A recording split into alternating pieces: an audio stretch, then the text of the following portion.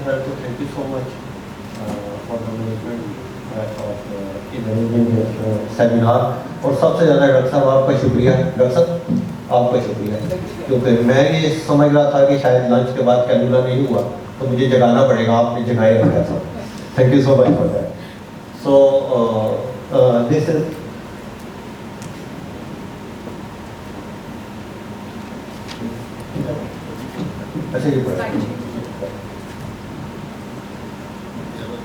So I am Mohammad Babar Siddiq. We are basically complete industrial solution providers.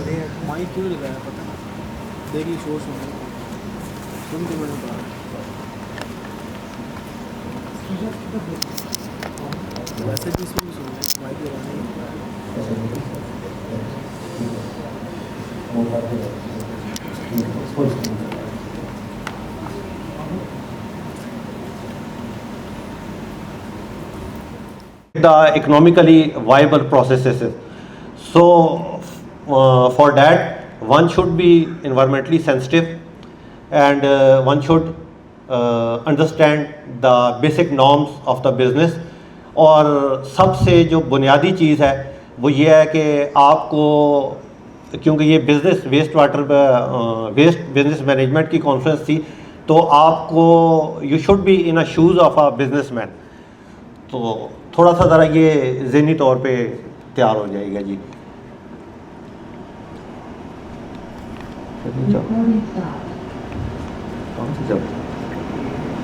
मैं नहीं चला रहा, नहीं चल रहा इस तरह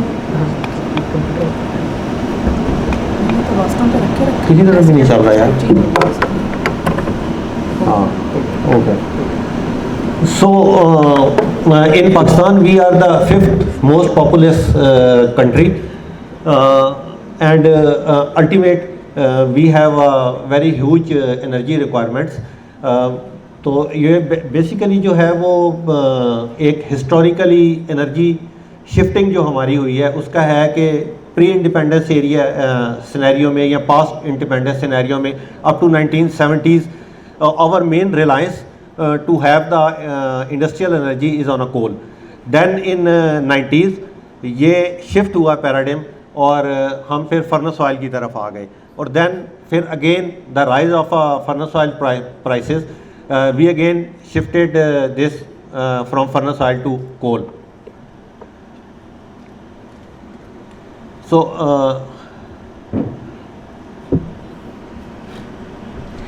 if we talk about the consumption of a coal, basically the main user of the coal is the power industry with a consumption of 7.297 million tons of coal per year. Then comes the cement industry. Cement industry consumes almost 4.8 million tons of coal, and the brick industry consumes 3.32 million tons of coal.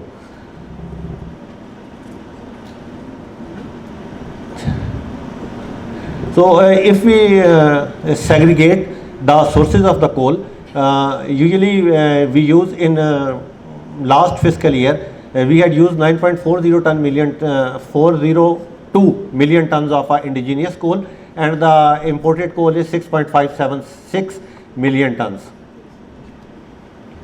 This is the graphical representation of the coal prices. You see that presently coal is at 156 US dollar per metric ton price, and this is the FOB price. This is not a CFR price.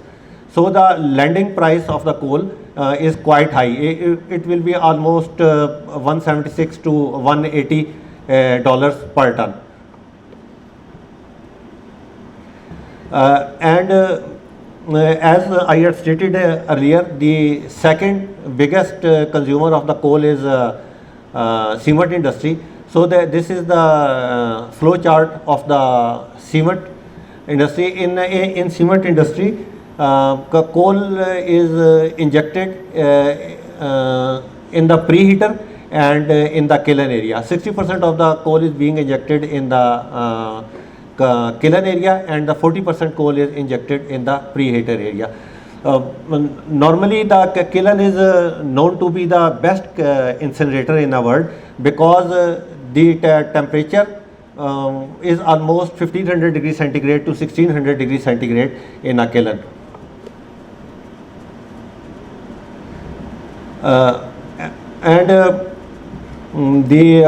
If we talk about the cost of a coal, almost 20 to 25% cost of the cement is of the thermal energy, or you can say it's because of the coal. Coal contributes major share of a fuel used in the cement industries, and now due to the price hikes in the coal prices, cement industry is looking to some alternative fuels.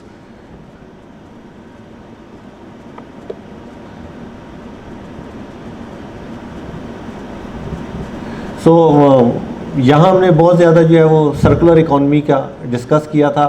तो this is the model of production consumption involving sharing, leasing, reusing, repairing, refurbishing and recycling existing material and products as long as possible. So basically in circular economy we increase the life cycle of any product. This is the pictorial representation of the circular economy. These are the 8 ways how the circular economy works for the businesses. So, for any viable waste business, waste, the produced waste should be in a meaningful volume, and the other factor which plays an important role is the consistent supply of that waste, and another thing is to encourage the private sector. जैसे doctor साहब ने कहा था कि सरकारी इदारों में, क्योंकि अमूमन हमारे यहाँ ये हो रहा है कि पॉलिसीज़ में कोई कंसिस्टेंसी नहीं है. आज एक पॉलिसी आती है, कल एक और SRO आ जाता है, तो आपकी जो कंसाइनमेंट्स होती हैं वो पोर्ट पे फंस जाती हैं.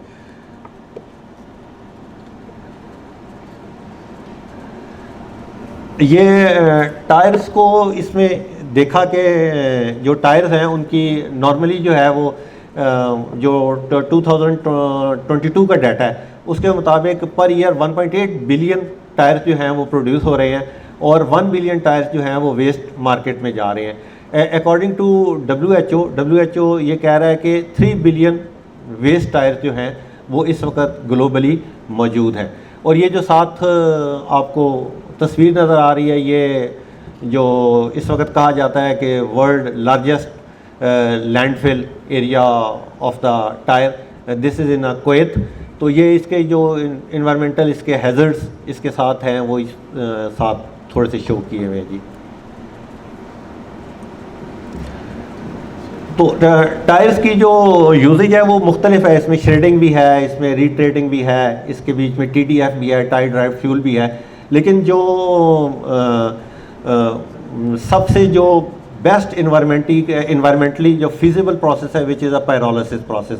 पायरोलिसिस प्रोसेस में बेसिकली ये होता है कि एनारोबिक फॉर्म में जो टायर्स हैं उनको हीट किया जाता है from 400 degree centigrade to 700 degree centigrades. तो इससे जो है वो 3 चीज़ें जो है वो प्रोड्यूस होती हैं. और पंजाब पहले ये था कि हमारा इन्वायरमेंटल प्रोटेक्शन एजेंसी जो है वो इसको अलाउ नहीं कर रहा था, लेकिन जो पंजाब इन्वायरमेंटल ट्रिब्यूनल है उसने अब इसको as a green technology adopt कर लिया है. और जो बेसल कन्वेंशन है 2011 का, बेसल कन्वेंशन में भी इसको जो है वो as a green technology pyrolysis को उन्होंने अडॉप्ट किया. ये this is the representation of the pyrolysis. Pyrolysis में देखें ये टायर्स हैं, टायर्स को क्रश किया जाता है, क्रश करने के बाद इनकी पायरोलिसिस होती है. तो इससे 3 जो आपको प्रोडक्ट्स हैं वो मिलती हैं. एक आपको टायर ऑयल मिलता है, टायर ड्राइव्ड ऑयल मिलता है, इससे आपको गैस मिलती है, और इससे आपको कार्बन ब्लैक मिलता है. ये जो गैस है वो गैस को दोबारा वो रीयूज़ कर लेते हैं in to heat up the process. और ये जो 2 चीज़ें हैं इसमें जो ऑयल का कार्बन ब्लैक है वो आगे मार्केट में जो है वो बेचा जाता है और इकोनॉमिकली बहुत वाइबल है. और इसके साथ आपको जो स्टील है और फाइबर जो है वो भी इससे निकलता है, वो एक्स्ट्रा है इसमें जी। ये अगर जो पायरोलिसिस में इसमें 15% स्टील इससे रिकवर होता है, 9 to 25% इसमें गैस होती है depending upon the temperature of the pyrolysis, and 28 to 33% इसके बीच में जो है वो सॉरी कार्बन ब्लैक है, और 33 से 40% जो है तकरीबन इसके बीच में ऑयल आता है इसमें जी।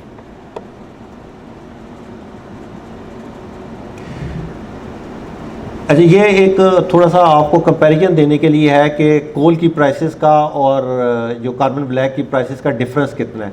देखिए कोल का ये जो डाटा है ये पिछले तकरीबन 4-5 माह पहले का डाटा है। कोल, अफगान कोल जो हमारे पास आ रहा था वो 42,000 टन रुपीज़ पर टन था, whereas the carbon black available in a market is at 15,000 rupees per ton.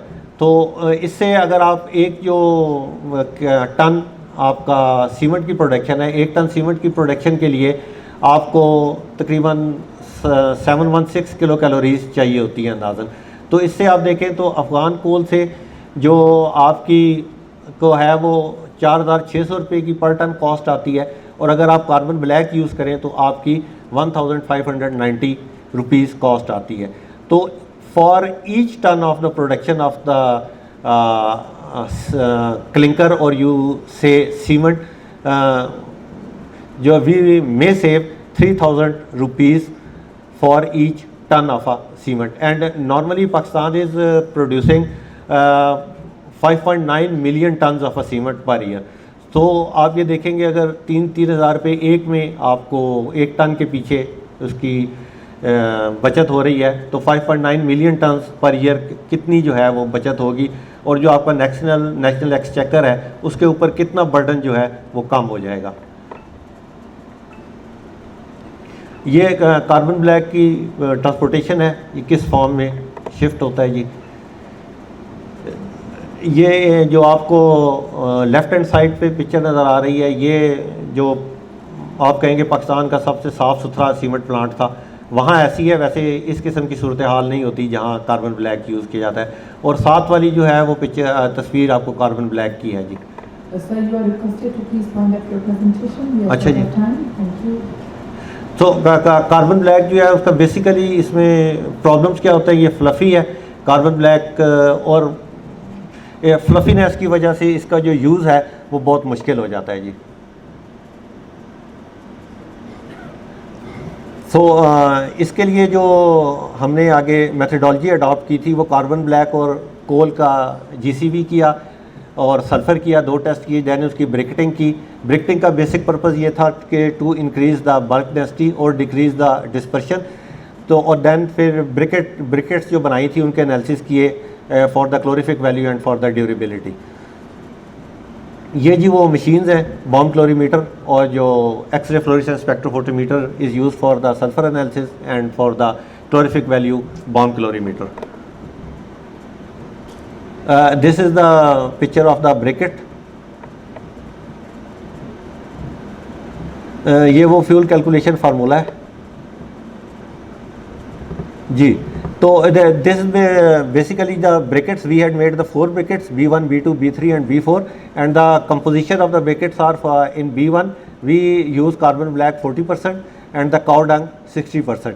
In briquette B2 carbon black 60% and cow dung 30% and so on. This is तो ये आप इसके अगर durability वाले तरफ चले जाएँ तो जो B2 ब्रिकेट थी, B2 ब्रिकेट कुछ अरसे के बाद डिसइंटीग्रेट हो जाती है, तो इसका मतलब ये यूज़ नहीं हो सकती है।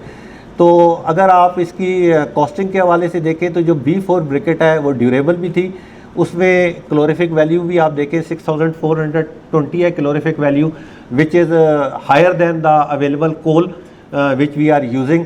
We are normally using the coal of 5500 calorific value, and this bracket provide us the calorific value of 6420 at the cost of rupees 28.05, whereas the imported coal cost almost 45 or 47. तो बाकी जो B1 और B3 हैं वो भी durable तो हैं, लेकिन कॉस्ट में वो थोड़ा सा उनमें इश्यूज़ है जी। तो ये SWOT एनालिसिस है जी इसका, इसमें स्ट्रेंथ हैं, वीकनेसेस हैं और मेरे ख्याल इसको जी जी अपॉर्चुनिटीज़ एंड थ्रेट्स हैं जी। तो this is all from my side. Thank you so much for bearing me. Thank you very much, sir, for your very nice and informative presentation. Can we have some questions, please?